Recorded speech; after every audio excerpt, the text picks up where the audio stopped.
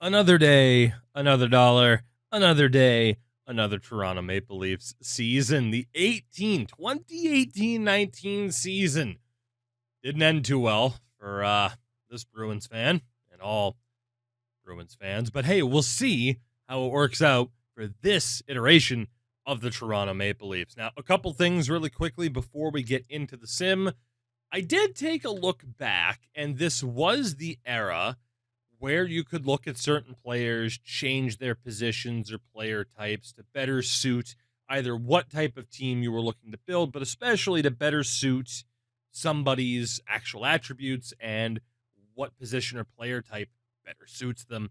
And I did go through and make a couple of changes to the lineup because of that. So this is the team that we are going to roll with here. Of course, we ended up getting Evander Kane for absolutely nothing. Will we keep him long term? I don't know, but he's here for now. Nazem Kadri stays as a playmaker, but the first change, want to get Mitch Marner as a sniper. His shooting has actually developed really, really well. And given that we don't have Austin Matthews in this timeline, maybe, just maybe, Mitch can turn into that. The second line, the all-Swedish line, Kempe, of course, still as a sniper.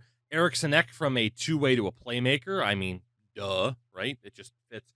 I still think this game just needs to have a Madden-like system. Like, I'd love it. Like, I don't hate the idea of asking, like, oh, are you willing to play as a grinder or something like that, like we have in NHL 25?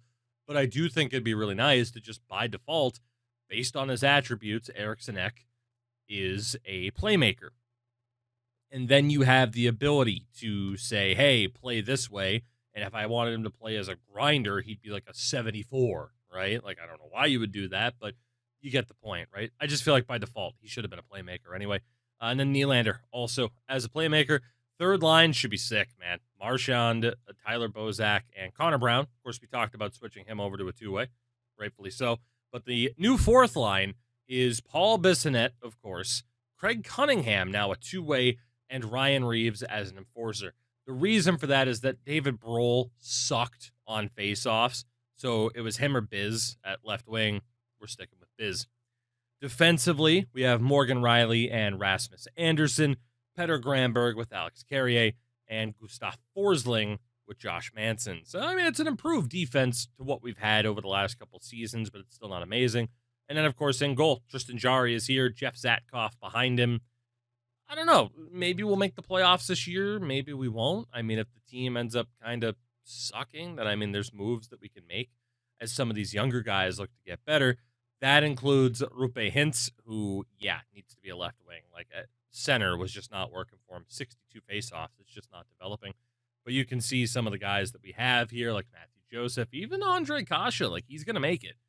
It's just a matter of who is actually going to be a part of that core that hopefully helps us win once we are consistently making the playoffs. And, of course, the defense as well. So many dudes who you could argue are already NHL caliber. If not, they are right on the cusp. And most of them are lefties, which means we take the players that we actually want and then get rid of the ones, kind of recycle the ones that we don't necessarily want to keep. And, of course, that can be for draft picks. That can be for players that we actually do think could be a long-term part of this team.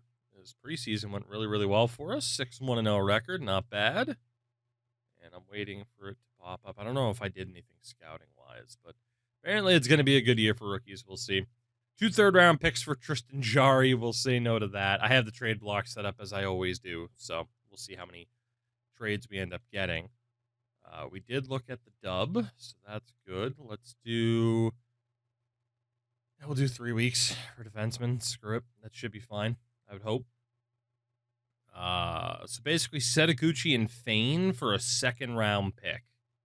Now, of course, it's a first-rounder from Carolina next year for ours this year. Setaguchi.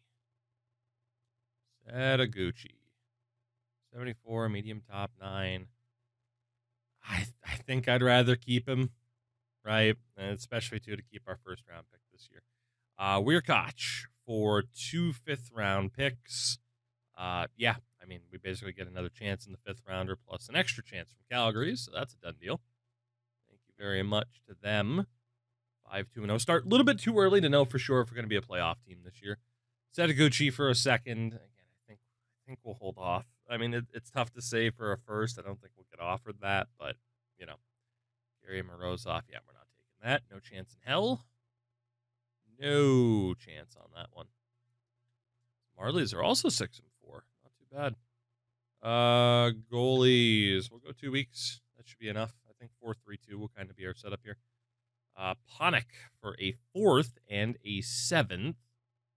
I mean, yeah, he's not good. So, I mean, we're turning a 6th rounder into a 4th and a 7th. Done deal. Thank you very much, San Jose. Mitch Marner to Montreal. No. Not going to happen. Although you may have seen there, Mitch does need a contract at the end of this year. So, some of that cap space is going to be disappearing pretty quickly. Carolina really wants our first round pick this year. Gertz. Let's take a look at him. And yeah, he's a 4th round pick. We get an extra 4th. Done deal. That guy is not very good. Tristan Jarry. Again, we'll hold on to Jarry for now. I mean, our record's not too crazy, so I'm guessing he's not exactly crushing it. 2 first rounders from Montreal from Marner. It's not too bad, but based on these drafts, I think we're okay. Evander Kane to Montreal, I mean, it's a bit risky because divisional, but that could happen. That could happen. Let's go 1 month there, and yeah, Montreal's really going to start pushing for Evander here, which, again, could happen. We'll kind of see how he's doing. M. Messier, huh? Yeah, no thank you, though. Not trading Morgan Riley currently. I don't think either of our teams at either level are performing quite how I thought they would. Setaguchi for a 2nd. Again, if it's Setaguchi for a 1st, I'll consider it, but I don't think that's going to happen. Roach for a 3rd and a 5th. This is a medium bottom 6 grinder. Basically gives us another chance at a 3rd round pick and gets us a free 5th. Done deal from the Vancouver Canucks. As we just beat Montreal 5-3 and 5-0. Not bad. Not bad at all. Still winning games. Marchand to Montreal. That's not happening. We got Brad Marchand. We got Paul Bissonnette. We got everything that we need. We are winning games via shutout left and right. We get a trade offer for Rhodes. Kyle Rhodes. It was a 5th round pick for us, but yeah, 2-6. Done deal. We'll move on from him. Basically, Tristan Jarry for a 1st round pick swap. I just stubbed the hell out of my toe on my desk. So, you know, if you hear some tears being shed, God damn, you ever like just catch a toe like at the perfect angle, just in such an awkward spot? Oh my God. Ooh, hold on. This might be half decent. Walls was the low 4, but dude, he's a 78 out of the gates. Holy. Yeah, we're sticking with the defenseman. I mean, plus it's a right-handed defenseman, which, as you know with the lineup, it's a bit of a rarity at this point. So I think we're okay. You know, Walls is staying. I'm not going to let the low 4 scare me away right now. Scrivens. He's fine, but I'd rather have another chance at a 3rd round pick and get a free 7th from Vancouver. So, done deal there. Walls goes nowhere. 1st and Fane. I mean, I'd like to get rid of Fane, but that particular deal doesn't make too much sense now, does it? And we will go 2 weeks for OHL goalies. Not trading Tristan Jarry at the moment. Thank you. Not trading Walls at the moment. Not trading Fane. Dude, Carolina really wants our 1st round pick this year. Which, trading Evander Kane back to Winnipeg would be interesting. Carolina wanting our 1st round pick screams to me that I should keep it. But man, we have been awful this month. Oh my God, just 1 win. So all the good work from the start, it's just completely gone up in smoke here. Which might mean deadline selling yet again, which I don't hate. There's very few players that I'm kind of locked into, like, yep, this is one of our guys. obviously mentioned like Evander Kane could easily be flipped. There's a lot of defensemen that are probably not going to make it. And then you have the argument of guys in real life who fell short of being able to lead the team. Mitch Marner, Morgan Riley.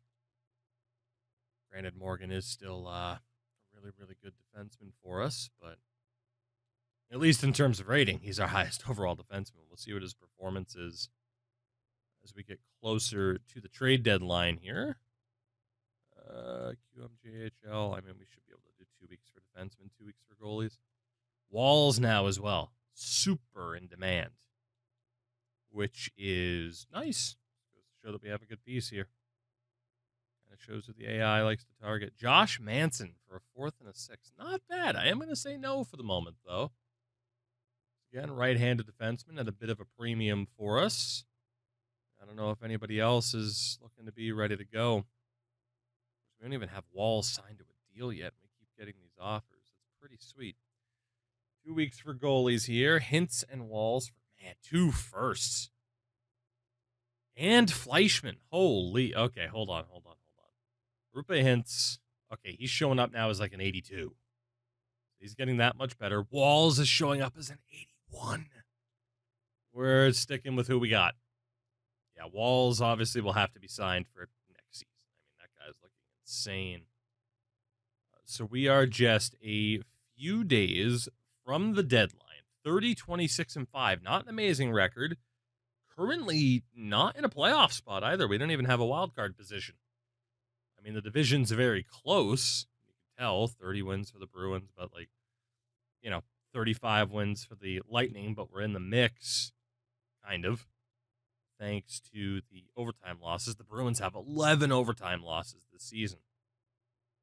Let's see what we got here. I actually want to start with the goalies. Jari has been amazing. Oh, my God. Yeah, Tristan Jari, stellar. Jeff Zatkoff, not so much. But Jari's been outstanding. Defensively, Morgan Riley, 28 points is okay, but not amazing. You know? Okay, but not amazing. Maybe, I don't know, maybe Mo does go. You got 6 points for Rasmus Anderson next to him, who's up to a 79. Then you have 11 goals, 2 assists for Carrier. How on earth do you only have 2 assists? 2 points in general for Petter Granberg. 6 points for Gus Forsling. And 4 with a goal for Josh Manson. What is going on with our defense? Good Lord. And offensively, Evander Kane. Okay, so Kane's been really good for us. He's got a 50-point season already. That's pretty damn good. Nazem Kadri. I mean, dude, Naz has been awesome. And Marner, definitely more of a playmaker, even though we set him to a sniper. That top line's really doing well. Kempe. Ooh. Supposed to be a sniper. Not so much of a sniper at this point. I mean, I wanted to try him as the sniper on the line. He's definitely going to be more of a playmaker. Eriksson Ek has 27 assists. And Nylander, 16 and 27. That's not too bad at all. Marchand, 37 points. Very good.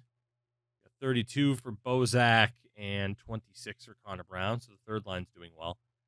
Biz has 5 goals this year. 16 points for Cunningham. 17 points for Ryan Reeves.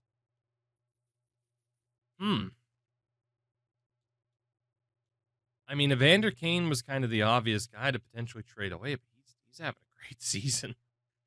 He is having a really, really good season.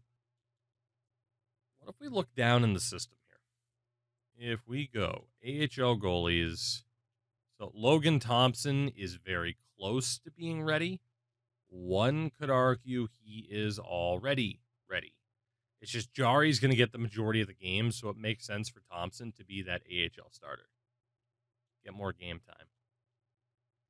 Defensively, Dunn, Pedersen, and Morozov. All of them lefties, all of them on the cusp of taking that step up. They are currently being stopped by Riley, Carrier, and Forsling. I don't know if we absolutely have to make decisions right now, but that is what's going on. Right wing side, Mebus, Kasha, Goudreau. I mean, looking good, certainly. I mean, by my definition, NHLers, by the games, not yet, apparently. Left wing side, Hintz is ready to go. David Brohl keeps getting better. And honestly, Joseph, Beepin, we're looking good there. And then at center, you still got Marchessault at an 80. Teratukin's up there now. Duda. So what we do with the deadline here might just depend on who's out there and what players we might be able to pick up. Like, is there this slam dunk deal that makes sense for us? And I'm not sure, obviously, because we haven't looked yet. But 30, 28, and 5. And not currently in a playoff spot. But we do know now what players have done well. The Ducks are still shopping John Gibson. And he's still playing very, very well. I mean, Gibson and Jari as a tandem could work out pretty damn well. They do have Magnus Jensen, a former first rounder. All right, you know what? Let me pop up a little old Word document here. So, I mean, Anaheim has Jensen as a medium top 6, and then John Gibson, if we still wanted to go in that direction. Arizona, it's just a bunch of veterans, so no thank you. Boston, a high elite goalie, old Chuck McGillis, 19 years old, only at 57. I mean, that's tough to say. Like, is he actually going to develop? You know, only a 57 overall. Buffalo, nobody that we'd want, really. Carolina, nobody that we'd want. What do we have on Columbus? Nobody too crazy. I mean, like, Prindis's value isn't that bad, but we can aim for better than that. Calgary, Yuri Hoodler. Chicago, trying to move on from Fleischman, which is he's a decent looking player. Decent, nothing too crazy. Colorado, nobody crazy at all, unfortunately. Dallas, Kari Lettinen, Jason Spezza. Spezza was a nice piece for Toronto, but Edmonton, nobody too crazy. Florida, UC Okinen would obviously help for shootouts, but then again, we've gone to overtime plenty of times from the looks of it. Minnesota, nobody too crazy on Minnesota either. They do have a medium starter goalie, Calvin Haley. Doesn't look that bad. Montreal, Craig Anderson, nothing crazy from there either. New Jersey, Taylor Beck, who was a Leaf for a cup of coffee. H. Quinney. Very, very few options here. Could bring back Mikhail Grabovski. Lundqvist is available, but obviously if I'm trading for a goalie, it's John Gibson at this rate. Ottawa's not getting rid of anybody. Shout out to Anthony Stolars. Stolars could happen before it actually did. Pittsburgh, I mean, like Gadjevich, obviously now a Stanley Cup winner, but not really what we're looking for. St. Louis, Jade Bouwmeester. I don't see too many options, really. Just a lot of like medium and high bottom sixes, just guys that we don't really want to bank on trying to develop. I mean, there's Messier. Who do we have on Washington? Kriski. Yeah, that's it. So 2 potential goalies to get, a forward and a defenseman. That's about it. And again, we do have pieces to move on from. We don't have our own second round pick this year, but obviously we are just dominating the later rounds. So goalies, Thompson, Skinner, Jari. Is there a point in getting Gibson? Not really, right? I mean, if Jari's playing this well, I mean, Skinner and Thompson are both going to be ready for an opportunity here very soon. If we add in John Gibson, then we pretty much know these guys are just trade fodder, you know, for other goalies. Like, we could move one to get, like, McGillis from Boston just in case he develops. That's about it. Defensively, I mean, you look at some of these trade values, it's kind of tough to justify some of these moves. You have someone like Craig, who is a 74. There's only a low top 4. I do wonder, Darren Walls, like, is he going to get any better than that, or is he about to cap out? Craig is also a righty, so it might be worth keeping him.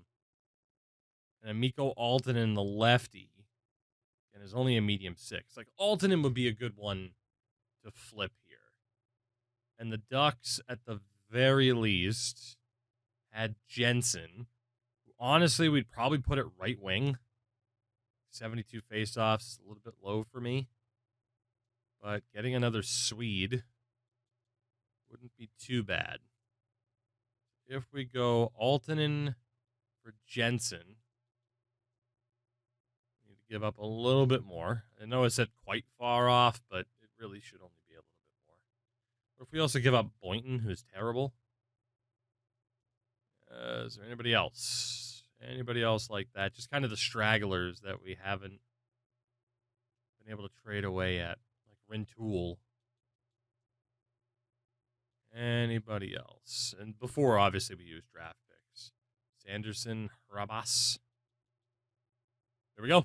Gift horse in the mouth. Jensen is ours. Let's go see that prospect in Chicago. That being Fleischman. He is a righty. I mean, again, we need right-handed defensemen. So he is a decent one to target. Of course, Stuart Skinner that wasn't signed. Keep those dudes. Setaguchi. All right, we definitely try to use Zetterberg. Fane, Kahesnikov. Frolov and Corey. I mean, let's see. If we just do this, I mean, if this goes through, we take it every day of the week, and it didn't.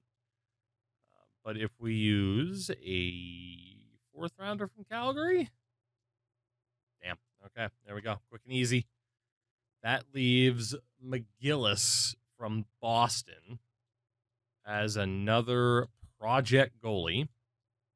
I wouldn't mind getting, especially if we can get him for basically nothing. Which, again, like, Gore is a 78 out of the gates, right? So I'm interested in keeping him. But, and like Setaguchi as well. But, like, Corey and Mahler, who don't have those high overalls already, like, if they can be the basis for this trade, like, we're looking pretty good. And then from the Bruins, who else can we get? We want to keep the low 4s. We got some high 6s.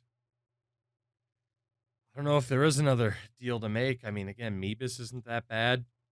Setaguchi's not that bad. There is Mongo, who's probably not going to make it. I mean, you could see the depth that we have at wing there. Boston would have too many skaters, even if we added in Mongo. Okay, so Mongo's not going to work for us. So if we were to use extra picks, what about Vancouver's 3rd? I mean, again, I just don't know how much value they're going to take off of McGillis because they want to move him. The answer is not much, unfortunately. And what if we go 2020 Vancouver 3rd? There it is. So McGillis is ours, the big-time project goalie. Didn't really have to give up too much to get him either, which is nice. And again, for Chicago, like, you look at some of the dudes we gave up, and I mean, Gaznikov, Fane, like, these guys don't have high overalls at all. So another bit of AI fleecing there. The only question is John Gibson. I think we hold off on Gibson. The temptation is still there, but I think we hold off on him. And I think we hold off on any of our big moves, right? I don't think we have to do anything right now. Right? Like, we send down McGillis, that's fine. Defensively, we send down Fleischman. And then was there anybody else? There was Jensen at center, which again we'll flip him back over later. I think we just see what this team can do. If we make the playoffs, cool. If we don't, it's not the end of the world. And then we can make some moves at the end of this, whether or not that be heading into the draft or whatever it may be. We can make some moves to do what we have to do. Let's get Freddie Goodrow out of there for that defender. Let's get Fleischman in there. Let's put Jensen at center because he's an actual forward. And Lenevo is out for McGillis. I think we can just use this season to see what other bits of development might happen for this team. We sneak into the playoffs, cool. I mean, let's be honest, we probably should be a playoff team with this roster. Have some holes that need to be filled in regards to this team and, some of the shortcomings. But we are looking pretty good. Let's go forwards 2 weeks in the U.S. Yeah, if we sneak in, cool. If not, we just get to move forward, focus on the draft, focus on the offseason. But primarily the draft, if we're being honest. Just in terms of like, oh, cool, we can move these guys and, regroup draft picks, or if the AI can do what we need them to do. There's a lot to look at. So let's go goalies for 1 week in the U.S. 35, 36, and 5. It's not looking like we're going to make it. We're not in a wild card position. This actually serves as a bit of a disappointment. So what does it take to make it from the Eastern Conference? Just be better to go through the Metro here. So 87 and 79 points. So we are 4 points back of the Columbus Blue Jackets, who do have a game at hand. So we're not out of it yet. We could still make it. We don't play CBJ at all. We do beat Buffalo. All right, winning 2 out of 3 is not too bad. Marlies, by the way, up to 37 wins. That should finally be a playoff appearance for the Marlies. My God. My God, my God. Let's see. Still not in. 79 points. It takes 83. And Columbus still has an extra game. We have to win all 3 of these and hope that a team like Columbus messes up. We lose to Tampa. We are going to just miss out on the playoffs here unless something drastic happens. We lose to Ottawa as well, and that's pretty much all the confirmation that you need. We just proved to be a very streaky team, and we had the habit of losing games at a bad time. No playoffs in Toronto this season. And, yeah, I think that's got to be viewed as a disappointment. Ottawa wins the Atlantic with Tampa and Boston lining up in the first round. And Columbus beat us by 6 points. They'll be playing Washington. Obviously, Ottawa will play the Rangers, and the Penguins will play the Islanders. Damn. Nazem Kadri was our leading scorer this year on 78 points, which is great. Nylander, 67 points. 62 for Kane, 60 for Marner. So the top 6, man. Marchand, 47, 45 for Eriksson Ek. Bozak was up there. Kempe was a bit of a disappointment. Outproduced or even in production with Connor Brown, who was a line below him. Ryan Reeves, 20 points. Now, you could argue the Pims playing both Reeves and Bissonnette. We might have been on the PK a little bit too much to be able to succeed. I wouldn't be surprised. Just 37 points for Riley. We had a real lack of points amongst defensemen this season. I mean, granted, we had quite a few defensive defensemen, but still, 4 points this year for Tristan Jarry. Finished with a .917 save percentage and 9 shutouts. 5-10-1 record for Zatkov. Not great. Before we even look at those player stats, let me go back to team stats here. Am I able to see total time shorthanded? There we go. Shockingly, not the most in the league. So a lot of those infractions were fighting majors. And matter of fact, I mean, we were up there for PK. It's not bad. Really not that bad. So we can't even blame the penalties then. That's interesting. So we just sucked. In terms of the forwards, NHL leading scorer John Tavares on 98 points. Ovi was right behind him. You had Kane, Taves, and Giroux rounding out the top 5. Top goal scorer was Ovechkin, with Tavares and Kane breaking 50. Defensively, point leader was PK Subban with 62. Then Then you had Eric Carlson, Duncan Keith, Drew Doughty, and John Carlson, rounding out the top 5. And then goaltending-wise, 5 points for Holtby. No goalie goals this year. Shutout leader with 9, Holtby, Jari, and Hellebuck. So great company for Tristan Jari. And save percentage, Scrivezna was way up there, but among starters, Varlamov with a 927. Rene, Hellebuck, Ramo was up there. Shout out to Kari Ramo. He's crushing it. Interesting. I mean, it was a good year for goalies, too. In terms of the rookies, Calder's going to go to Oliver Bjorkstrand this year. That's pretty much a slam dunk. It was a good showing for Connor Garland and even Len Bonks, who was up there. But, yeah, Bjorkstrand's going to get that done unless somehow it goes to Jari. I don't think it will, based on the fact we didn't make the playoffs. But I'd love to see Tristan Jari win the Calder this year. That would be grand. As the Marlies have made the playoffs, so we can keep an eye on them. But our hopes and dreams for the 2018-19 season, at least for the Maple Leafs, have already been dashed. I've said it a million times. Man, shout out to that St. John Ice Caps logo. The color scheme just works so well. I don't know. It has always been incredibly visually appealing to me. So shout out to the Ice Caps of St. John, who, of course, have not existed for a really long time. And it looks like the Marlies are going to be out unless they can pull off something. Let's go 2 weeks for League of Forwards. They do force Game 5. Can the Marlies advance? Yes, they can. Wow, 3 in a row. Great job for the Marlies. Sets them up against Binghamton. And let's see what they can do there. Shout out to the dog.